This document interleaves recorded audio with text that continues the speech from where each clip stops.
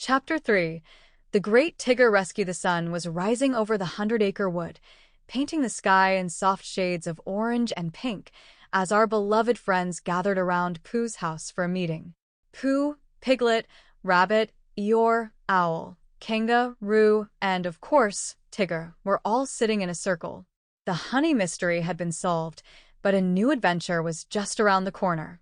And, as usual, Tigger was bouncing around, unable to sit still.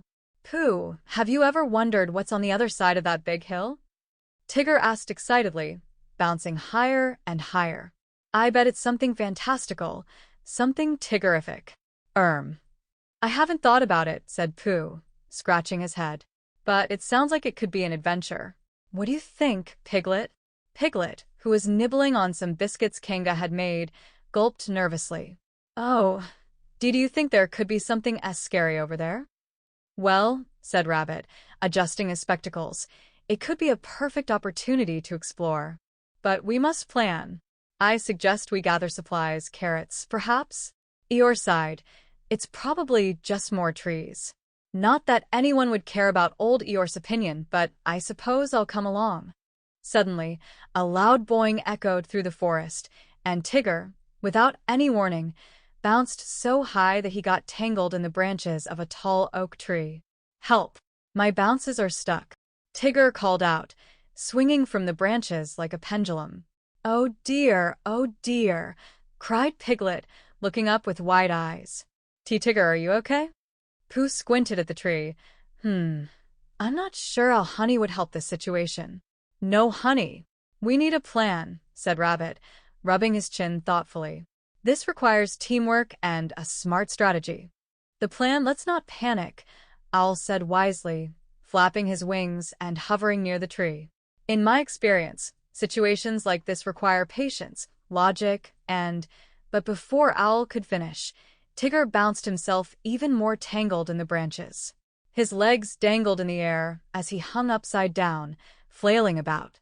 "Well, that's Tigger for you," Eeyore remarked, shaking his head. "Always bouncing into trouble."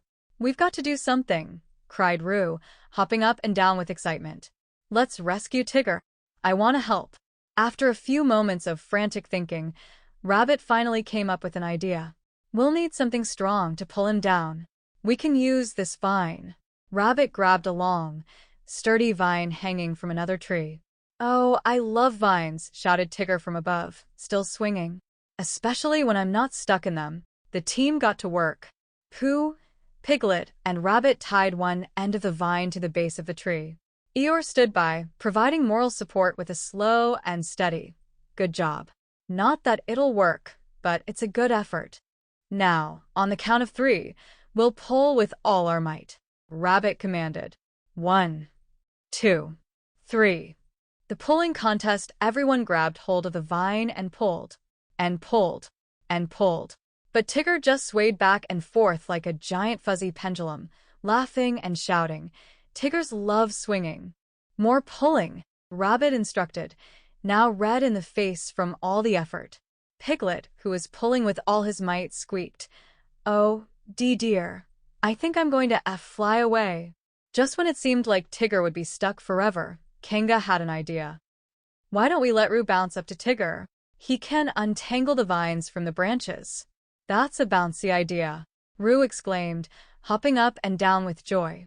"Brilliant," Rabbit agreed. "Roo, you're the perfect size to hop up there and free him." The great Roo rescue. Roo took a deep breath, crouched low, and with a mighty spring, launched himself into the air like a tiny rocket. Higher and higher he bounced, getting closer to Tigger with each jump. "Whoopee! Look at little Roo go!" cheered Tigger, flailing his arms with excitement. "Now that's a bouncy move." Finally, with one big leap, Roo landed on the branch next to Tigger. "Don't worry, Tigger, I've got this," he said confidently, tugging at the vines. After a few tugs and a bit of slipping and sliding, Roo managed to free Tigger from his tangled trap. "I'm free," Tigger yelled, springing out of the tree with an even bigger bounce. But this time, he landed gracefully on the ground. "Hooray!" cheered Pooh, Piglet, and the others. Roo landed right beside them, beaming with pride. "That's my boy." Kanga said with a proud smile, hugging Roo tightly. Phew, said Piglet, wiping his brow. That was a close one. Thank you. Thank you. You all did bouncin', ly wonderful. Tigger said, his grin as wide as ever. Tiggers love adventures, especially ones where they don't stay stuck in trees. Eeyore shook his head, a small smile creeping onto his face. Guess that was a bit more exciting than I expected. The grand adventure continues after the excitement of the great Tigger rescue. The friends decided to continue their journey over the hill, now more eager than ever to see what lay beyond it. Armed with carrots, honey, and a newly energized Tigger, they marched forward, chatting and laughing as they went. And who knows? Maybe the next adventure would be even wilder than the last. After all, with Tigger around, you never know what might happen next. The friends laughed, bounced, and marched off into the horizon, ready for whatever the 100-acre wood would throw at them next.